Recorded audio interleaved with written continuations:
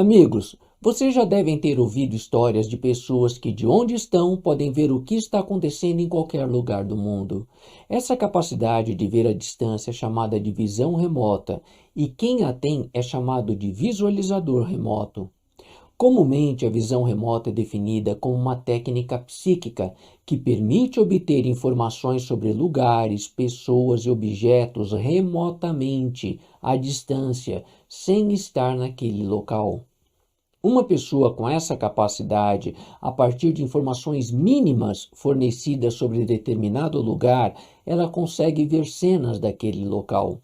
Por exemplo, na década de 1970, a NASA lançou a sonda espacial Pioneer em uma missão de investigação aos planetas do Sistema Solar. Meses antes do lançamento, a NASA usou um visualizador remoto para que descrevesse o planeta Júpiter. E, para a surpresa da NASA, o visualizador desenhou o planeta com um anel ao seu redor. E eu não estou falando de Saturno e os seus anéis, mas estou falando de Júpiter. Dizer que Júpiter tinha um anel ao seu redor contradizia o que se sabia sobre aquele planeta no momento. Pouco tempo depois, as primeiras fotografias de Júpiter tiradas pela sonda Pioneer chegaram à Terra e elas mostraram que realmente havia um anel ao redor de Júpiter, como foi descrito pelo visualizador remoto. O desenho que você vê na imagem é parte de um relatório oficial e foi feito pelo visualizador.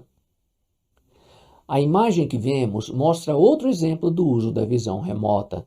A partir das coordenadas de um local fornecidas ao visualizador, ele desenhou o que você está vendo. Talvez você pergunte, mas como que isso é possível? Isso viola as leis da física que conhecemos hoje em dia. Sim, a visão remota viola as leis da física que conhecemos atualmente, mas isso serve para mostrar o quanto a ciência tem ainda que avançar para ser capaz de entender e estudar fenômenos como a visão remota. No entanto, começam a surgir teorias que conciliam o fenômeno da visão remota com a física quântica, só que ainda não ganharam aceitação no meio científico. Os visualizadores remotos não poderiam ter essa capacidade se ela não existisse potencialmente em todos os seres humanos. Na realidade, a capacidade está atrofiada no ser humano e quem a tem é agora visto como alguém com capacidades sobrenaturais ou extrasensoriais. A visão remota ocorre por meio do que a medicina chama de glândula pineal. Ela está ligada àquilo que é chamado de terceira visão e que não é tão incomum como alguns pensam, nem é fruto de imaginação. E uma coisa incrível que a gente precisa notar é que as informações dadas ao visualizador sobre o local-alvo são mínimas, geralmente não passam de coordenadas geográficas sobre o local. A visualização remota é feita às cegas, o que significa que o visualizador remoto deve saber o mínimo possível sobre o local a ser visualizado. E por que deve ser feita às cegas? Primeiro, porque garantirá que tudo que o visualizador disser sobre o local-alvo será exclusivamente da sua própria observação. E segundo, porque qualquer coisa dita a ele sobre o local interferirá, gerando imagens falsas e comprometendo o resultado da operação da visualização.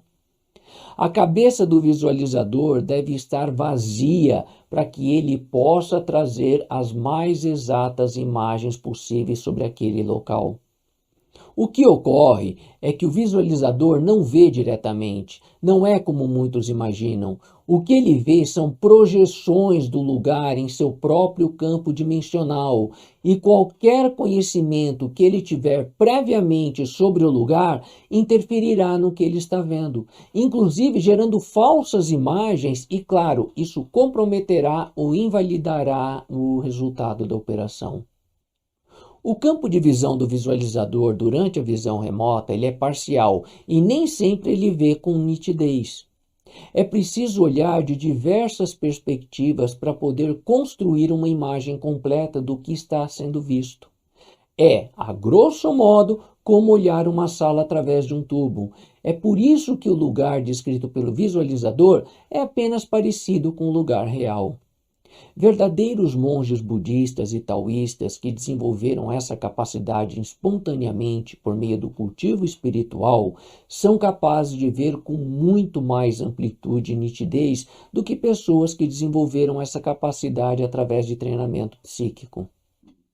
Segundo especialistas, a visão remota é um processo controlado e treinável, mas o que muitos deles não sabem é que o poder de visualização depende principalmente do nível moral da pessoa.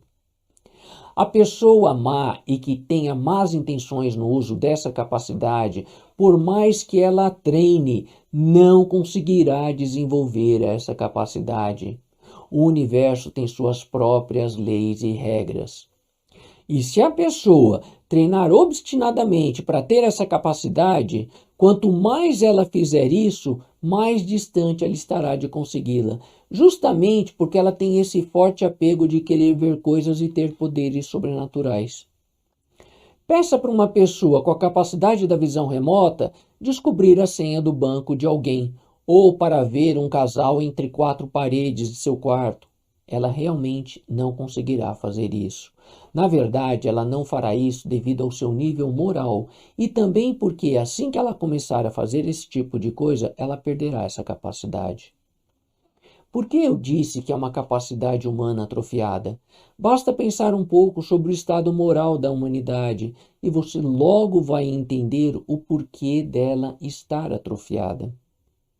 Em um mundo com pessoas más e egoístas, dá para entender facilmente o que aconteceria se todos tivessem essa capacidade, não é? A visão remota é realizada em um estado normal de consciência.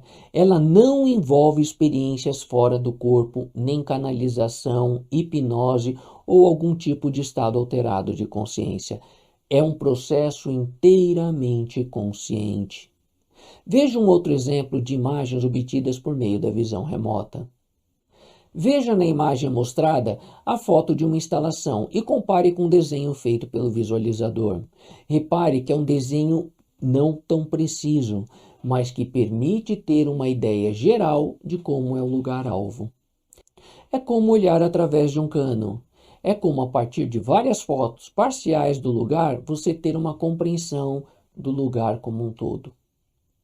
Quando o trabalho da visão remota é mais complexo, é empregada uma equipe de visualizadores experientes que, trabalhando de forma isolada, no final eles constroem uma narrativa comum sobre o lugar-alvo.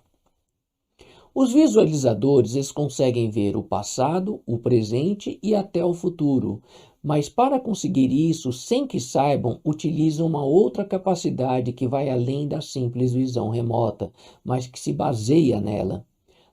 Novas pesquisas no campo da visão remota indicam que futuros alternativos realmente existem e que o passado existe simultaneamente com o presente.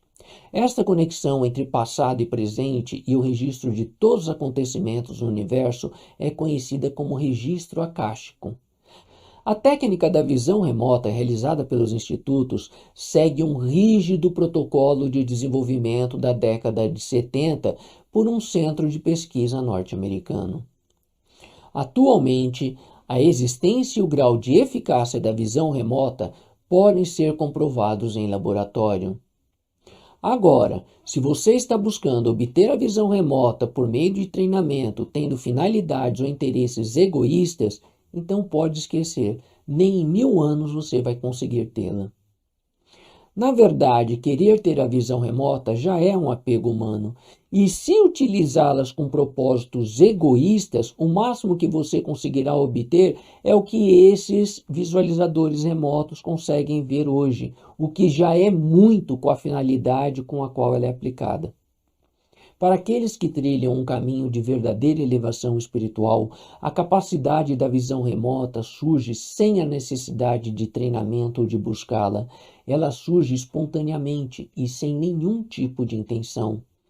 Porém, a visão remota não é vista por um verdadeiro monge como uma ferramenta a ser utilizada diante da grandeza de um verdadeiro caminho espiritual. É bem diferente da mentalidade comum e do que as pessoas imaginam. Os caminhos espirituais que desenvolvem essa capacidade eram chamados antigamente na China de prática de cultivo espiritual.